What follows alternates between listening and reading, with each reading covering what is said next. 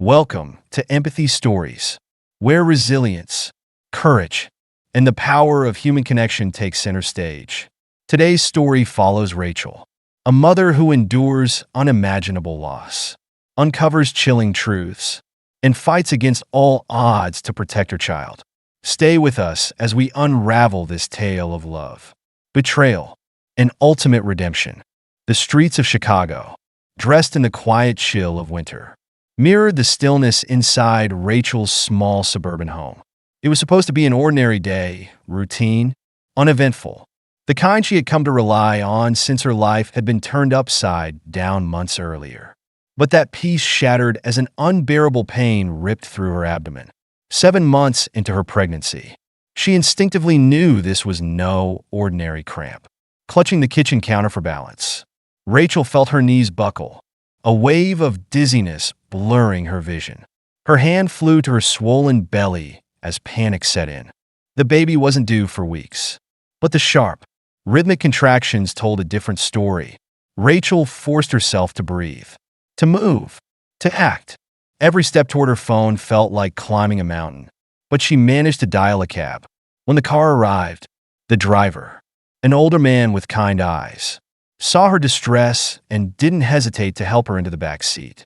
His firm grip was a lifeline as she whispered, "To the hospital. Please. Quickly." The ride was a blur of speeding traffic, the cab weaving through Chicago's icy streets. Rachel's mind raced. She had planned everything meticulously: the nursery, the birthing classes, the doctor's appointments, but this was chaos. The baby wasn't ready. She wasn't ready. The familiar outline of the hospital came into view, and the cab screeched to a halt. The driver helped her out as medical staff rushed forward with a wheelchair, whisking her inside. The fluorescent lights of the hospital hallway blurred as Rachel was taken to the maternity ward. Nurses surrounded her, their hands gentle but efficient. "We've got you," one of them reassured her. Her words were meant to soothe, but Rachel's fear was louder than the reassurances. Dr. Harper, a seasoned physician known for his calm under pressure, arrived quickly, assessing the situation with the precision of years of experience. "We need an emergency C-section," he declared. The urgency in his voice cut through Rachel's haze of pain and fear. Nurses and technicians sprang into action, prepping the room for surgery. Rachel's heart raced as she was wheeled into the operating room. She felt the cold of the surgical table beneath her, the world spinning as she struggled to focus on what was happening around her. Dr. Harper left briefly to scrub in, and Rachel fought the fear clawing at her chest. Every second felt like an eternity, but when the door swung open, it wasn't Dr. Harper who returned. A man in scrubs entered, his face hidden behind a surgical mask. He didn't speak, only motioned toward the assisting doctor, signaling for him to take over the procedure.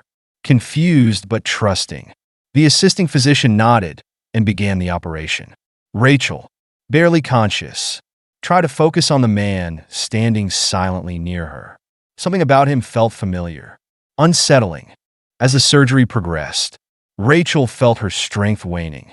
The man, whom everyone assumed to be Dr. Harper, gestured to the anesthesiologist to administer general anesthesia. The request was unorthodox, but went unquestioned in the high-pressure moment. Rachel slipped into unconsciousness, her body surrendering to the drugs. She didn't see the nurses exchanging uneasy glances or the hesitation in the assisting doctor's hands as he carried out the operation. The baby's first cries shattered the tense silence in the room, a sound that brought relief and joy to everyone present. A nurse clapped softly, the tension breaking as the assisting doctor held up the baby. But the silent doctor's behavior grew more peculiar. He fumbled with the scissors to cut the umbilical cord, his movements awkward and unpracticed. As he cradled the newborn, his hands trembled. And then, something inexplicable happened. The baby stopped crying, his tiny face locking eyes with the man holding him.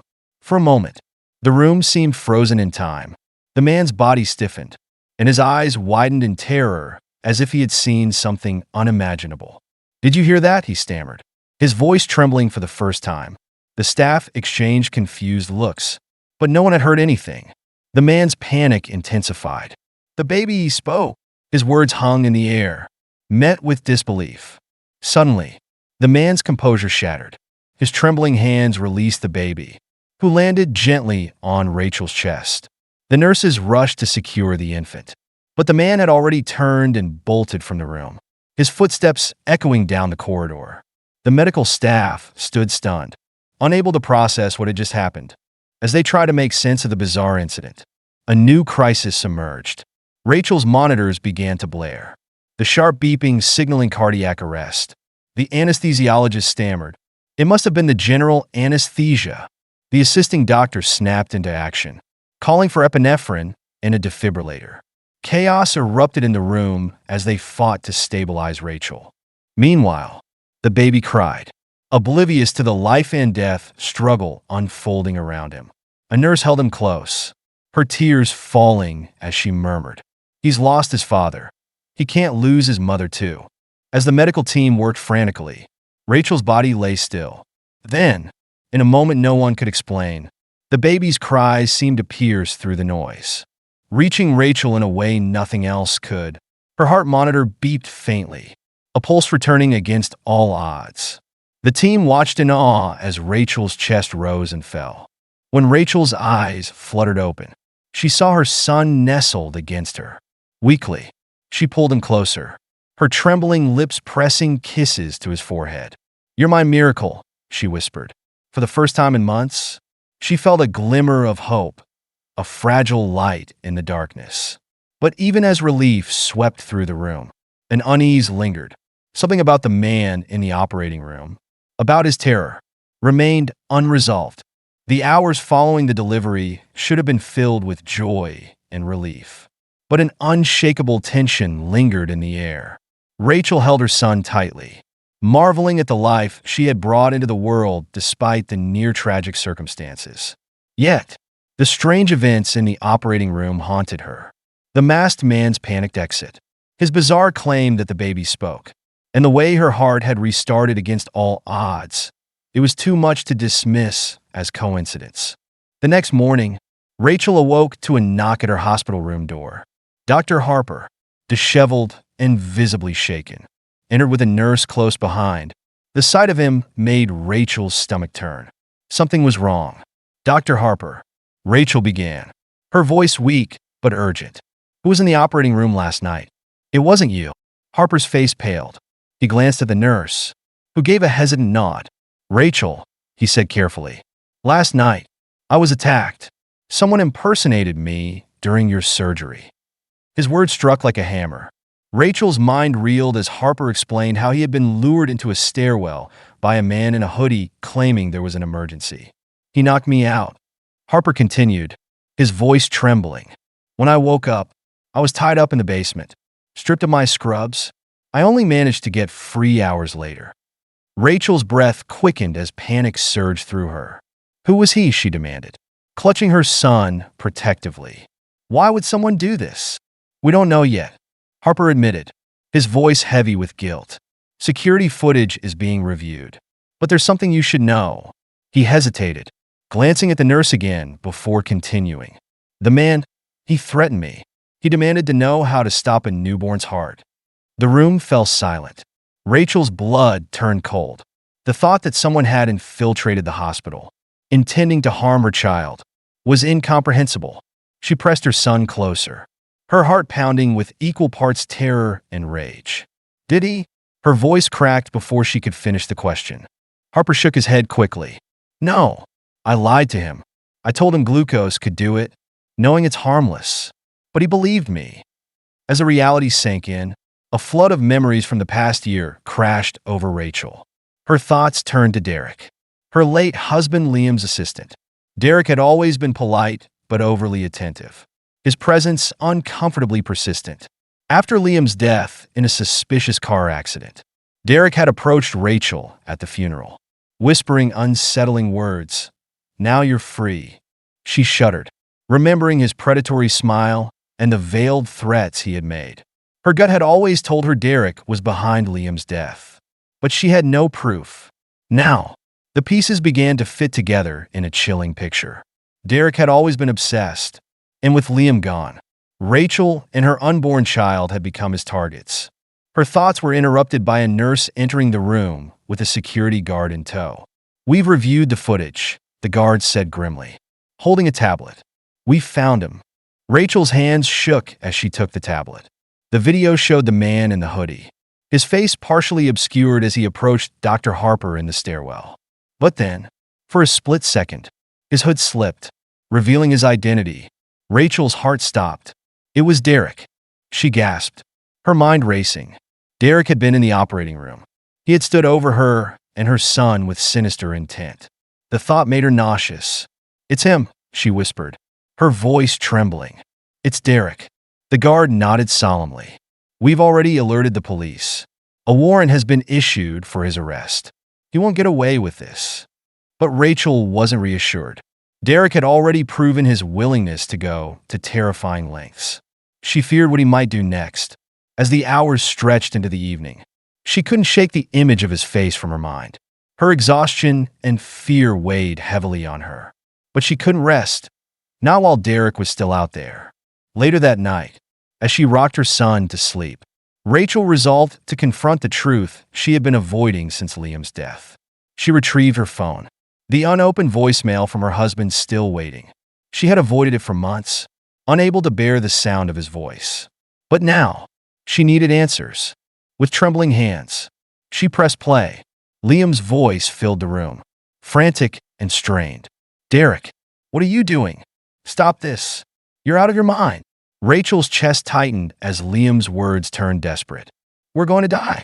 Then came Derek's voice, cold and menacing. "That's the point. You've been in my way long enough. Once you're gone, Rachel will be mine. And as for your child," his words trailed off, followed by a deafening crash. The message ended abruptly. Rachel's hand flew to her mouth, tears streaming down her face. There it was, proof of Derek's guilt. He had murdered Liam, and now he was after her and her son. The gravity of the situation settled over her like a heavy blanket. She had to protect her baby at all costs. The next morning, Rachel met with police detectives, handing over the voicemail as evidence. It was enough to secure Derek's arrest. But as Rachel watched the officers leave, she couldn't shake the feeling that Derek wouldn't go down without a fight. Her resolve hardened. This wasn't just about survival. It was about justice. For Liam, for her son, for the life Derek had tried to destroy. As she cradled her baby, Rachel whispered, "We'll be safe. I promise." But even as she said the words, she knew the battle was far from over. Rachel's resolve to protect her son burned like a flame that wouldn't be extinguished. Derek had taken so much from her, her husband, her peace, and almost her life. Now, she was determined to reclaim her power and ensure he would never pose a threat again. 2 days after the police issued the warrant, Rachel received a call from Detective Morales. "Veve arrested Derek." Morales informed her. Relief washed over her. But it was fleeting. Morales' tone was cautious, almost wary. "He's in custody, but he's refusing to cooperate. He's claiming innocence and denying the allegations, even with the evidence we've collected." Rachel's grip tightened on the phone. "What about the voicemail? That's all the proof you need." "It's damning." "Yes," Morales said, but Derek's claiming the message was fabricated. "His lawyer is arguing it's inadmissible. We're building the case, but it might take time." Time. It was the one thing Rachel didn't have. Derek was like a venomous snake, cornered but still dangerous. She couldn't allow him to wriggle free through legal loopholes. Her anger turned into a sharp, clear determination. If Derek wanted to play games, she would make sure he lost. The next day, Rachel found herself at the police station. She'd arranged to see Derek. Against Morales' advice. "He's manipulative," Morales had warned. "Don't give him an opening to twist this." "I won't," Rachel had replied firmly. "I just need to look him in the eye." In the dimly lit visitation room, Rachel sat across from a plexiglass divider, her son in the arms of a trusted friend outside the building. Derek was escorted in, his cocky smirk still intact despite the handcuffs. His gaze lingered on Rachel, and she felt a chill. The man who had once pretended to be a friend now radiated malice. Rachel, Derek drawled as he sat down, his voice smooth yet laced with venom. You came to see me. I knew you'd miss me. Cut the act. Rachel snapped, her voice low but sharp. I know what you did. Derek, I have proof. And so does the police. You're not walking away from this. Derek's smirk faltered for a split second before he leaned closer to the glass. Proof, he repeated, feigning ignorance. You mean that little recording? I told them it's fake. Technology's a funny thing these days. Rachel leaned forward too, her eyes blazing. It's not just the voicemail. Derek, it's your face on the security footage. Your lies. Your obsession. It's over.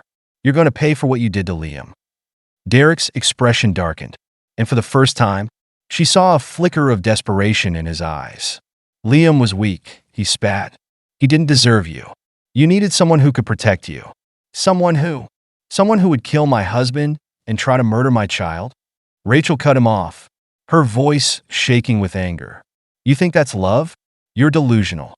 Derek's lips twisted into a snarl. You think you've won, don't you? But this isn't over. Rachel, it never will be. Rachel sat back, her fury giving way to an icy calm. Oh, it's over, she said, her tone steady.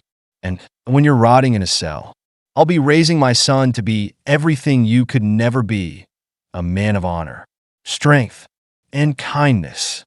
Derek's sneer faltered, his composure cracking. Before he could respond, the guard stepped forward to escort him out. Rachel didn't look away as he was led back to his cell, his threats now empty echoes. Later that evening, Rachel returned home, emotionally drained but resolute. As she held her son, she whispered, "We're safe now." But deep down, she knew the fight wasn't entirely over. Healing would take time, and the shadows Derek had cast would linger. Yet in her son's wide, innocent eyes, she saw hope, proof that light could break through even the darkest clouds. Weeks passed, and the trial began. The evidence against Derek was overwhelming, and the voicemail ultimately sealed his fate. The jury found him guilty of first-degree murder and attempted infanticide. The sentence was life in prison without the possibility of parole. For Rachel, the courtroom verdict felt like the closing of a painful chapter. As she left the courthouse, reporters swarmed her, shouting questions about justice and vengeance. Rachel ignored them, focusing only on the tiny bundle in her arms. Her son had become her anchor, her reason to fight and heal. As she walked into the crisp autumn sunlight, she felt a weight lift from her shoulders. Derek's threats were silenced, and Liam's memory remained alive in their son's bright eyes. Months later, Rachel visited Liam's grave, her son toddling beside her. She knelt by the headstone, tracing Liam's name with her fingers. "We're okay," she whispered, her voice breaking with emotion. "He's safe. Liam, I kept my promise." Her son toddled over, clutching a small bouquet of wildflowers. He placed them clumsily at the base of the headstone, then looked up at Rachel and smiled. In that smile, Rachel saw Liam's spirit, a reminder that love and resilience could conquer even the darkest of trials. As they walked away, hand in hand, Rachel felt a profound sense of peace. Life would never be the same, but it would go on, and in her son's laughter and love, she found the strength to embrace the future with hope. Thank you for joining us on this emotional journey. Rachel's unwavering courage reminds us of the strength we can find in love and the determination to protect those who matter most. If this story moved you, please like, share, and subscribe to Empathy Stories for more tales that inspire and uplift. We'd love to hear your thoughts. Leave a comment below about what resonated with you. Until next time, take care and cherish the bonds that make us stronger together.